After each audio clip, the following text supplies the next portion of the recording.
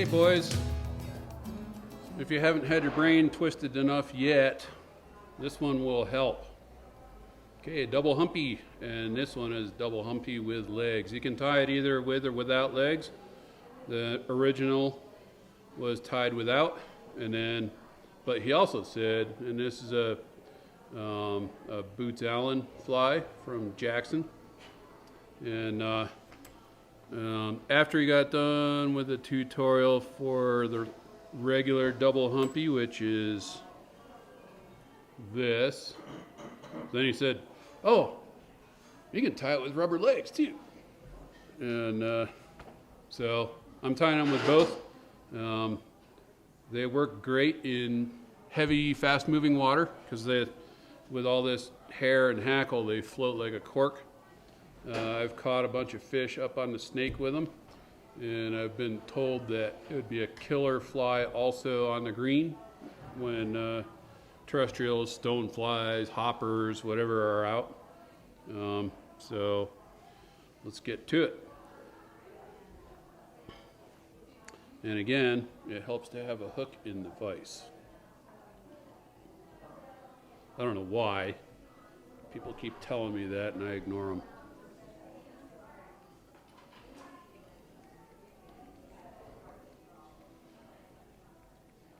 This is fairly thread intensive as well.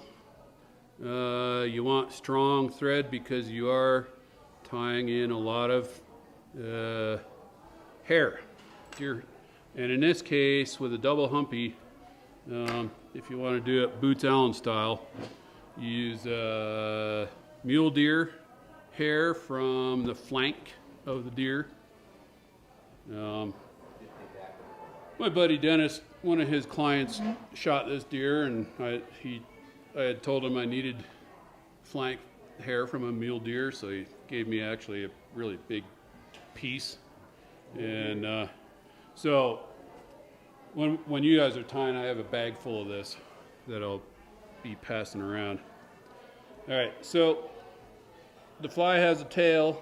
You can either do a short tail or a long tail. I'm going to do a short tail just to confuse you more, because I know you're not confused enough yet. And as with all deer or elk hair flies, clean out all the undergrowth.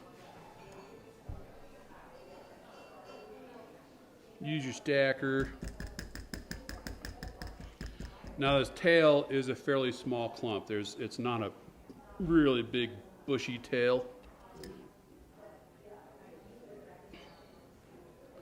So this tail is only going to be a little bit behind the, maybe a gap length behind the bend of the hook.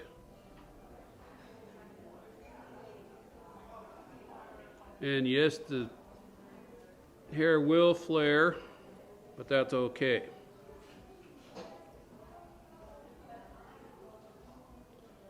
All right.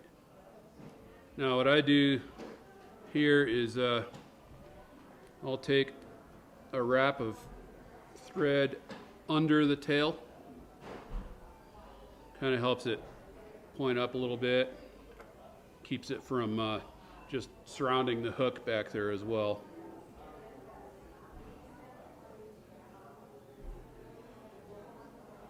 Clip off all your ends here. And then tie that all in. So this tail, I started, my tie-in point was right about at the tip of the hook. So it's kind of a short tie-in. And then for my rear wing and hump, I'm going to be in front of the hook point, about like this, for my tie-in point. And that's so that I don't wind up with one big knot of multiple tie-in points at one spot. So is that roughly half the shank? Well, see the tie-in point for the wing doesn't matter exactly where on the shank it is, because you're just tying in the fur here. The actual hump is going to be behind the tie-in point. This clump will be a little bit thicker.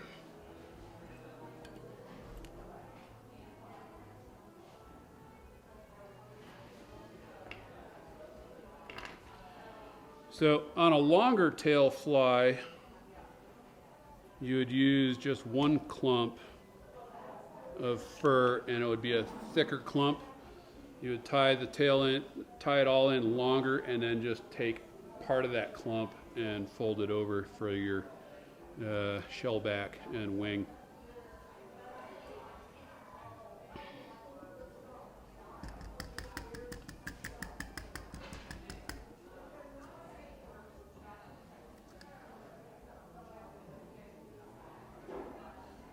Okay, so this will be about hook shank length, okay, to measure out. And as in Dave Allison style, instead of just tying right onto the hook and risk having the hair spin all around it, we'll take a wrap around the fur itself and then go down to the hook. Okay, and these first wraps back, try and hold the clump sort of towards you so that the fur will rotate up onto the top of the hook. And you'll see all these wraps are separated right now. That's fine right now until we clip off all the stems. Now,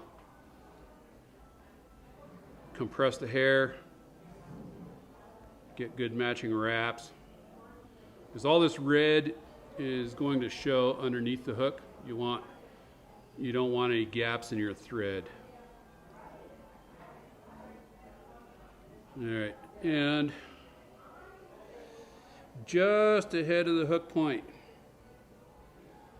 but behind your tie-in point for this wing, is where the rear shell back will be tied down. And so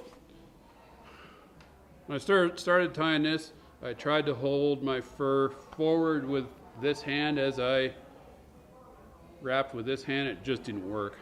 I kept getting fur all around the hook. So now I hold it with my right hand, and 2 wraps, no more. Okay, then pull that down tight. 2 wraps is important because when we tie the hackle in, we don't want a big wide patch of thread and the hackle getting really wide and out of control. It's a lot of wraps in one specific spot. Then a couple wraps to stand that up.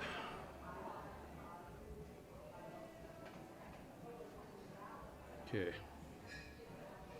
And lay the thread back in right behind the wing, right on top of those other 2 wraps. Now for the rear leg. Roughly about tail length on this short tail. And rather than getting more wraps back there, I'm just going to bring the leg in from the other side. And now it's already trapped and I didn't add a wrap. And the other side, just bring the leg in front of the wing, around back.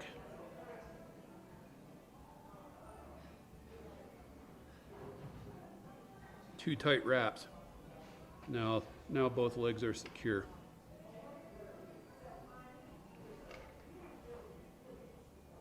Snip that to length. And now hackle.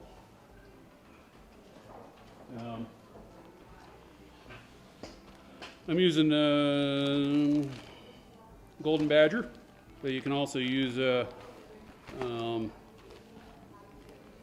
Grizzly. Works great on this. And again, this is size 8 fly, so you want hackle with pretty long barbs, all right? Plus it's for heavy water. The longer the barbs are, the better it'll float.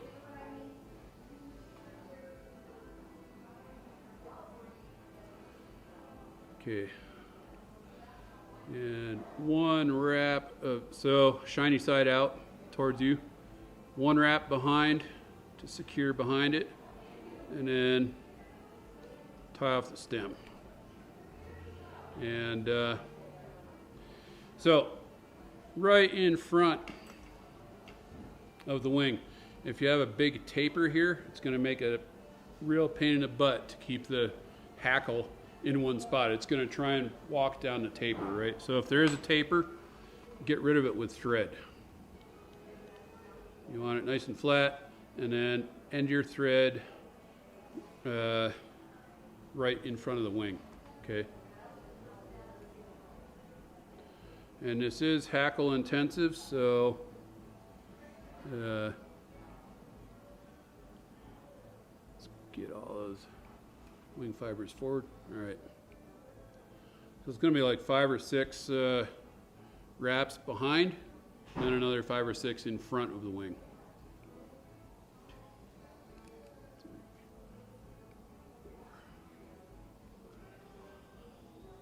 6. Then for the first wrap in front, hold the wing back so that your thread goes right at the very base of the wing, and that will stand the wing right up.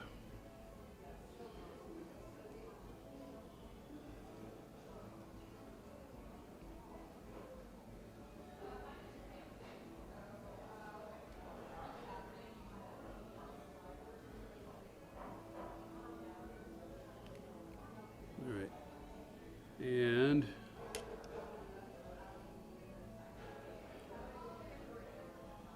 don't use 4 or 5 securing wraps on this hackle, otherwise you will get a big red space underneath that will show.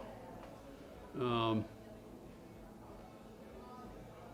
you get that securing wrap in, sweep everything back, do a couple of wraps, and you will trap some hackle fiber, but we'll either tie them in or trim them off, and that's okay.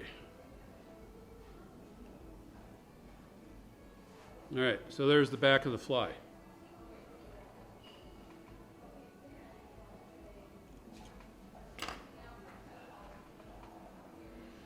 And this fly isn't supposed to be dainty and really nice and neat. It's a big, messy attractor fly, and it really does catch the fish's attention.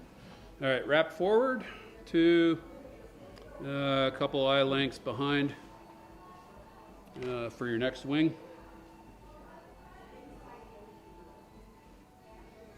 Get another decent clump. These clumps do not have to be really huge. If you get too much in there, it can get really unwieldy and hard to tidy up the body.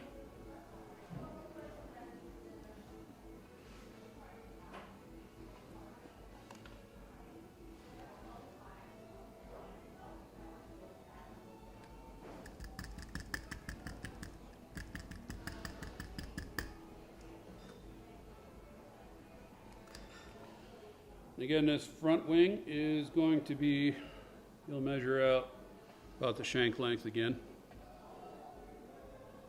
If it's a little longer, stands up taller, that's fine, doesn't matter that much. Mike, are you taking about a half the diameter of a pencil for that hair bundle? What do you say? Even less than that, probably a quarter of a pencil. He's not splitting them, he's just standing up like a paradigm, so he doesn't have to have it. And again, take a wrap around the hair and then draw it down to the hook and cinch it in.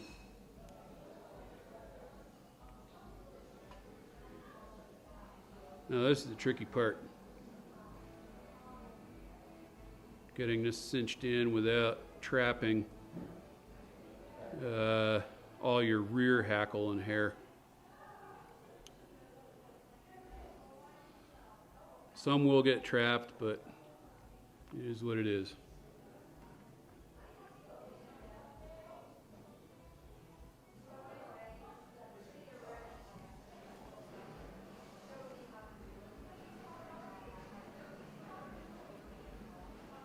And since you only want thread showing on the bottom, make sure that any stray hairs are clipped short enough to get trapped by your by the rest of your wraps. And you can lift up on your hair. So you want this forward wing or shell back to butt right up against your hackle from your front. Okay. So that's going to be pretty good there. Now I'll compress all that. And with this flat wax nylon, this is 140, and it's actually pretty strong. I haven't broken any yet today.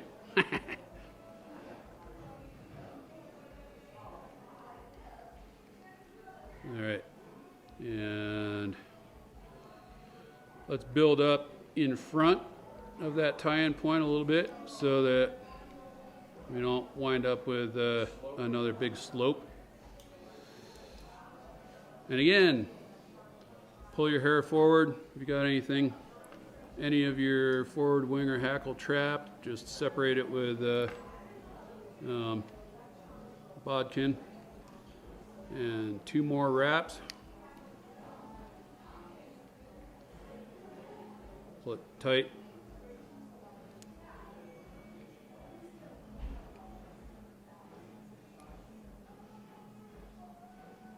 Put that ramp in so the wing will stand up.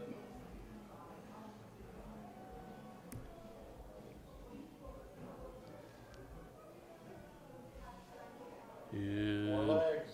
More legs. Okay, the remainder of your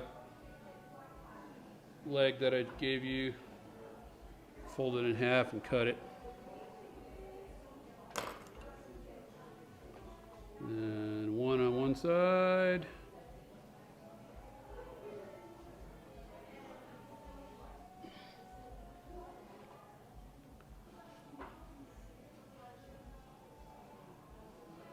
One on the other side.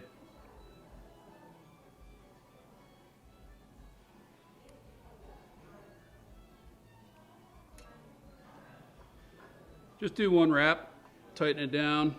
You're going to have another wrap for your front hackle.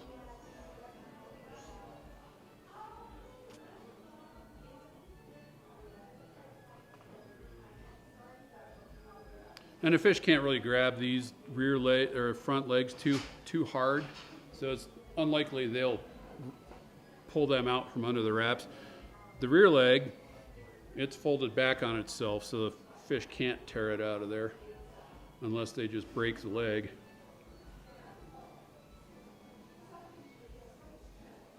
Okay, one wrap behind, and then tie off the front. And again, bring your thread right in front of the wing, okay?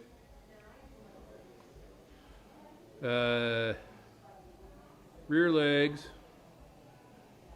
you don't really have to put any hackle behind the leg. Just wrap right on your tie-in point.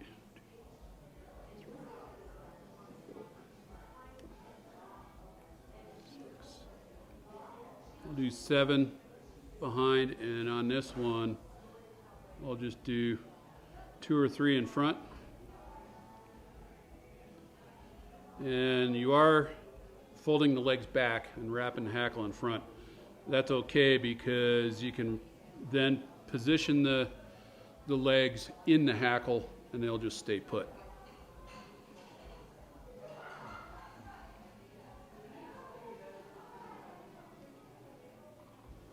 Okay, a securing wrap.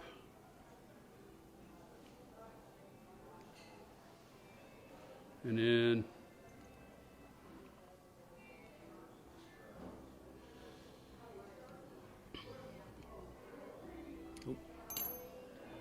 Failed. Okay.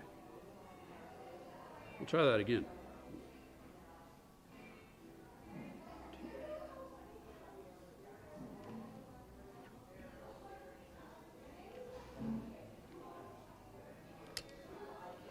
I'll do 2 wraps this time.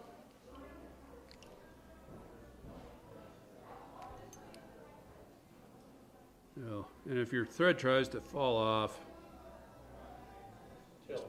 tilt your hook.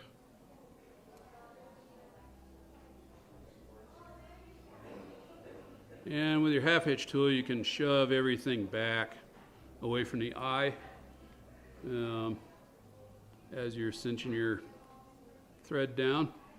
And just like with the brown drake, do several of these to create a head.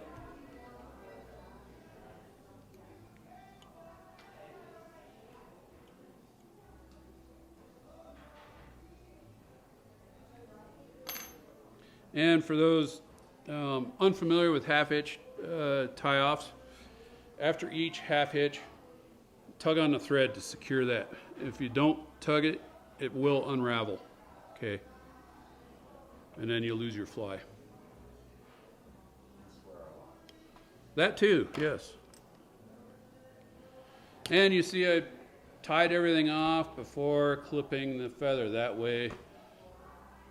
You get a redo if it comes undone. Yeah, So if you clip the feather before you tie it off, you may lose that securing wrap before it's tied off, right? Just a little bit less wrap. Yeah. All right, then go in and